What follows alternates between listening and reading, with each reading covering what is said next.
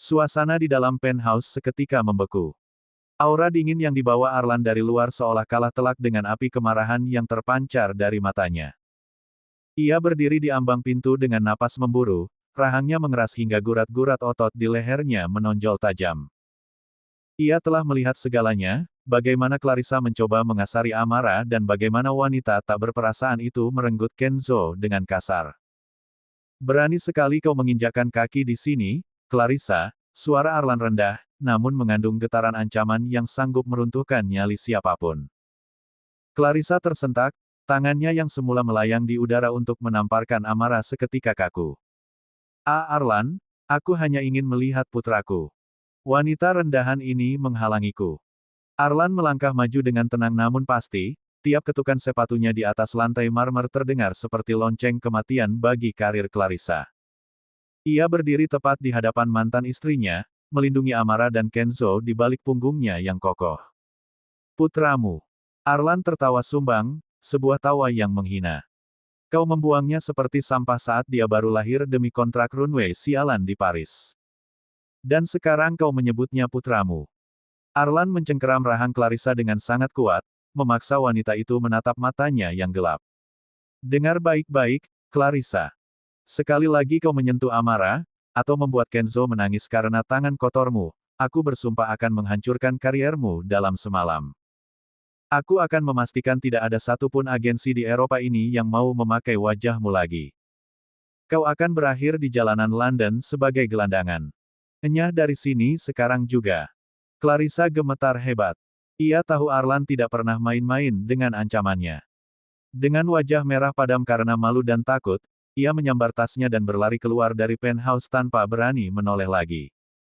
Setelah pintu tertutup dengan dentuman keras, Arlan segera berbalik. Seluruh kemarahannya menguap saat melihat Amara yang masih mendekap Kenzo dengan tubuh bergetar hebat. Air mata mengalir deras di pipi gadis itu, membasahi bahu kecil Kenzo yang masih menangis histeris karena trauma akan keributan tadi. Amara, SSSTTT, sudah aman. Dia sudah pergi, bisik Arlan. Ia merengkuh keduanya ke dalam pelukan besarnya, menyatukan kepala Amara ke dadanya. Saya takut, Tuan, dia ingin membawa Kenzo, Hicks, dia menyakiti Kenzo, isak Amara pecah. Ia merasa sangat hancur melihat Kenzo yang begitu ketakutan hingga wajahnya memerah dan napasnya tersengal-sengal. Arlan mencium kening Amara dengan lembut, lalu beralih menatap Kenzo yang masih meronta kecil. Kenzo butuh kau, Amara. Dia sangat stres.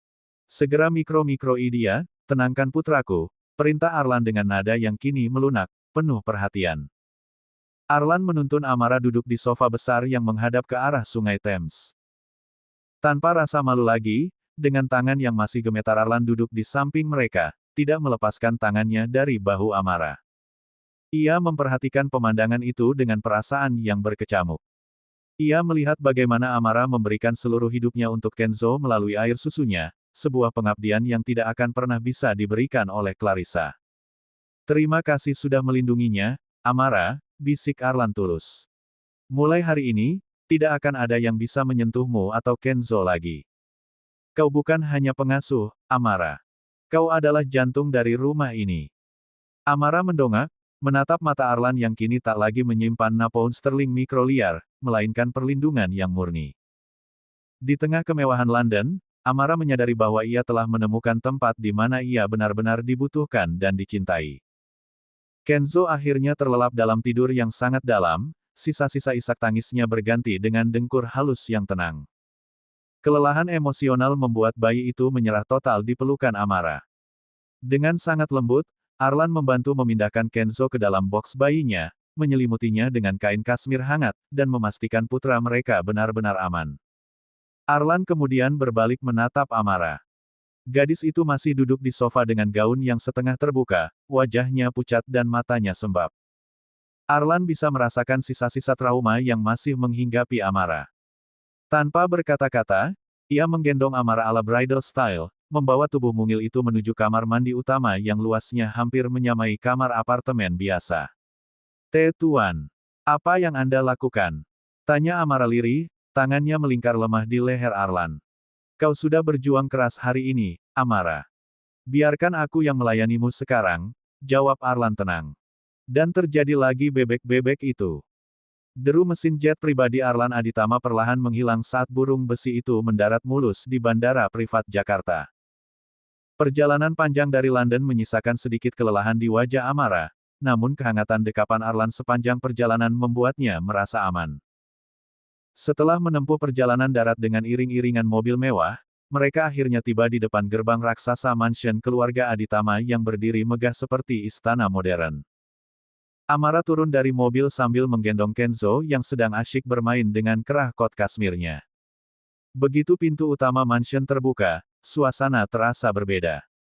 Deretan pelayan sudah berdiri rapi, namun yang paling mencolok adalah kehadiran dua sosok parubaya yang sangat berwibawa di tengah lobi utama.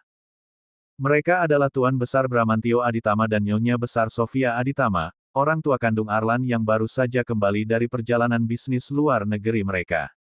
Arlan, putra kebanggaan Papa, seru Tuan Bramantio dengan suara baritonnya yang mantap. Arlan melangkah maju dengan senyum tulus, sesuatu yang jarang ia tunjukkan pada orang lain kecuali pada Amara dan Kenzo. Ia memeluk ayahnya dengan erat, lalu mencium kening ibunya yang tampil sangat elegan dengan setelan sutra dan perhiasan mutiara yang tak ternilai harganya. Selamat datang kembali, Arlan. Mama sangat merindukanmu, bisik Nyonya Sofia sambil membelai pipi anaknya. Namun, perhatian kedua orang tua itu segera teralihkan oleh suara celoteh bayi di belakang Arlan. Oh, cucu kesayangan Oma. Nyonya Sofia hampir berlari kecil menuju Amara. Tanpa ragu, ia mengambil Kenzo dari gendongan Amara. Cucu Oma yang paling ganteng, gemasnya. Lihat pipi gembul ini, persis sekali dengan papanya waktu bayi. Tuan Bramantio pun ikut mendekat, mencubit gemas pipi Kenzo yang kini hanya bisa mengeluarkan bahasa bayi, baba dada, sambil tertawa geli. Gelak tawa kedua kakek dan nenek itu memenuhi lobi mansion, menciptakan suasana hangat yang langka. Namun, setelah beberapa saat larut dalam euforia bersama Kenzo, Nyonya Sofia seolah baru menyadari kehadiran sosok wanita muda di hadapannya. Ia menghentikan tawa kecilnya, matanya yang tajam dan berpengalaman mulai memindai Amara dari ujung rambut hingga ujung kaki. Meskipun Amara mengenakan pakaian berkelas pemberian Arlan, aura, gadis desa, yang polos tetap tidak bisa disembunyikan sepenuhnya. Loh, kamu siapa? Pengasuh baru Kenzo? Tanya Nyonya Sofia dengan nada yang terdengar sopan namun memiliki penekanan otoritas yang dingin. Amara menunduk sedikit, merasa terintimidasi oleh tatapan Nyonya besar itu. Bibirnya baru saja terbuka untuk menjawab, saya. Belum sempat kata-kata itu keluar, sebuah tangan besar yang hangat mendarat di pinggang Amara, menariknya mendekat hingga tubuh mereka bersentuhan erat. Arlan berdiri dengan tegak, memberikan pernyataan visual yang sangat kuat di depan seluruh penghuni mansion. Papa, Mama, kenalkan, ini Amara. Dia adalah kekasihku, ucap Arlan dengan nada suara yang tenang namun tidak menerima bantahan. Seketika, lobi mansion yang tadinya hangat menjadi sunyi senyap. Para pelayan yang berdiri di barisan belakang mulai saling berbisik pelan, mata mereka melirik penuh keterkejutan dan nyinyir. Kabar bahwa Tuan Arlan yang dikenal dingin dan pemilik kini menjalin hubungan serius dengan seorang pengasuh yang mereka anggap hanya orang desa, adalah skandal besar di kalangan pekerja domestik itu. Tuan Bramantio sempat tertegun sejenak, namun sebagai seorang ayah yang bijak dan selalu mengutamakan kebahagiaan putra tunggalnya, ia segera tersenyum lebar. Kekasih. Ah, Arlan, akhirnya kau membuka hatimu lagi. Jika dia bisa membuatmu secerah ini, Papa ikut senang. Selamat datang di keluarga kami, Nak Amara. Berbeda dengan sang suami, Nyonya Sofia merasakan gejolak di dadanya. Sebagai wanita dari kasta sosial tertinggi, ia menginginkan menantu yang berasal dari keluarga konglomerat atau bangsawan, bukan seorang wanita yang asal-usulnya tidak jelas. Ada gurat ketidaksenangan yang sangat halus di sudut matanya saat melihat betapa posesifnya Arlan memeluk pinggang Amara. Ia merasa martabat keluarganya seolah dipertaruhkan. Namun, sebagai nyonya besar yang terlatih dalam diplomasi sosial, Sofia menyembunyikan amarahnya di balik topeng keanggunan. Ia tersenyum tipis, senyum yang tidak mencapai matanya. Begitu ya. Kejutan yang sangat tak terduga, Arlan, ujar Sofia lembut, namun matanya tetap tertuju pada Amara dengan cara yang membuat bulu kuduk gadis itu meremang. Mari kita bicarakan ini sambil makan malam. Amara, kau pasti lelah setelah perjalanan jauh dari London. Silakan beristirahat. Meskipun kata-katanya terdengar perhatian, Amara tidak tahu bahwa sang nyonya besar kini diam-diam sedang menyusun rencana di balik senyum palsunya.